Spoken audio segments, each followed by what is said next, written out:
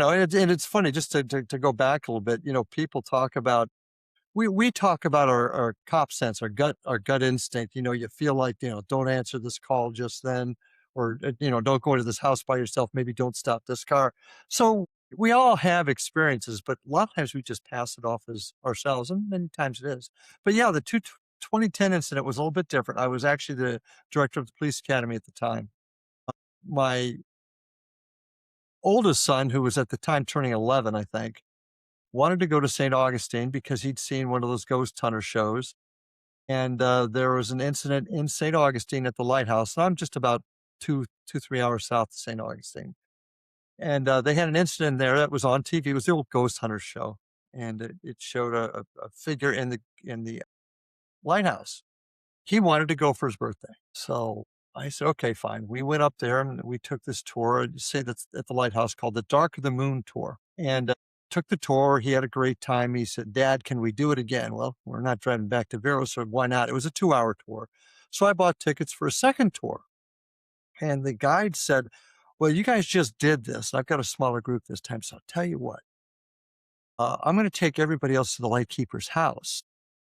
You can have the lighthouse to yourself for about an hour, if that's okay. Groovy. That's exactly what we'll do. So Ryan and I are sitting on the 4th floor of this lighthouse. Typical lighthouse, huge, thick walls. You hear the wind howling, but you don't hear people outside because it's just the big. Well, suddenly we hear, without question, wasn't our imagination, we hear little kids laughing. Now, there's a story that back in 1879, the lighthouse was being reconstructed, rebuilt. And the construction foreman had a couple of daughters that were killed in an accident with the tram they used to bring the supplies up from the water. And they were using it as a roller coaster, went into the water, and they died. Since then, they had been reputed to be haunting that lighthouse.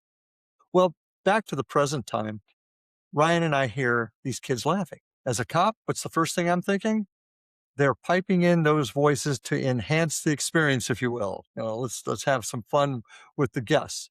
So I start looking for wires and speakers, trying to figure out how they piped this kids laughing in there. There was nothing at all that could have done it.